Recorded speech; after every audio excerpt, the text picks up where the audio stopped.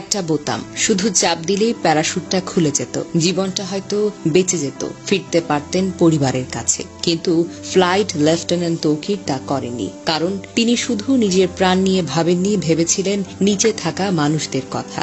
বিমানের emergency system সক্রিয় থাকলেও তিনি সিট ত্যাগ করেনি। শেষ মুহূর্ত পর্যন্ত চেষ্টা করে গেছেন বিধ্বস্ত হওয়ার আগেই ফাঁকা জায়গায় নিয়ে যেতে। তিনি জানতেন তার এই যুদ্ধ বিমান যদি কোনো জনবহুল এলাকায় পড়ে আরো অনেক প্রাণ যাবে। এই সাহসিকতা, এই আত্মত্যাগ কোনো শব্দে সম্পূর্ণ বর্ণনা করা যায় না। তৌকিরের যে বিমানটি বিধ্বস্ত হয়েছে সেটি ছিল বেশ পুরনো F-7BGI, একটি যুদ্ধ বিমান যার স্থান আধুনিক যুগে আর নেই। তবুও এই বাতিল বিমান দিয়ে চলছিল প্রশিক্ষণ, কারণ দুর্নীতি আজও উড়ে বেড়ায় বাংলাদেশের আকাশে, আর সেই দুর্নীতির বোঝা বয় আমাদের মতো সন্তানেরা। তৌকির আকাশে মারা যাননি, তিনি মরে গিয়েছিলেন বহু আগে।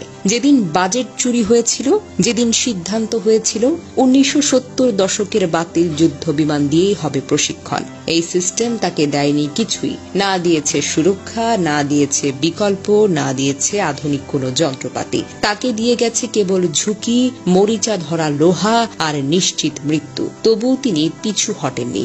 দেশ, দায়িত্ব আর মানুষ, এসবের কাছে নিজের প্রাণকেও তুচ্ছ মনে করেছিলেন। উত্তরার আকাশে ফ্লাইট লেফটেন্যান্ট তৌকির একা মারা যাননি। এই ভয়াবহ দুর্ঘটনায় আরো অনেক প্রাণ ঝরে গেছে। আমরা গভীরভাবে শোকাহত। শহীদ তৌকির সহ সকল নিহতের আত্মার মাগফিরাত আমরা কামনা করি। আহতদের জন্য দোয়া করি, আল্লাহ যেন তাদের দ্রুত আরোগ্য দান করেন। আমাদের একটাই প্রার্থনা, আর যেন কোনো তরুণ তৌকিরকে একটা মরিচে ধরা যুদ্ধ বিমানের সঙ্গে জীবন বিসর্জন দিতে না হয়।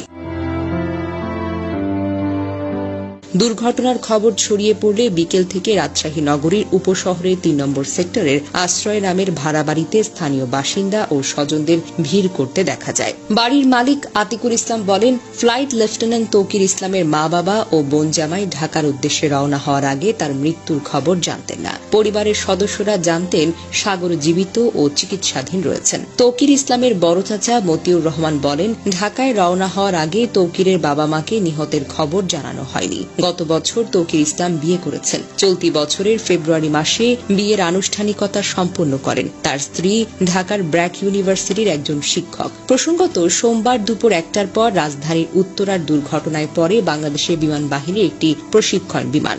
বিমানটি উত্তরার মাইলস্টোন স্কুল অ্যান্ড কলেজের একটি ভবনে গিয়ে পড়ে যায় এবং বিধ্বস্ত হয়। সঙ্গে সঙ্গে বিমান ও স্কুল ভবনটিতে আগুন ধরে যায়। যে ভবনে এটি বিধ্বস্ত হয় সেখানে বহু স্কুল পর্যায়ের শিক্ষার্থী ছিল, যাদের বেশিরভাগই হতাহত হয়েছে। দুর্ঘটনার পরপর উদ্ধার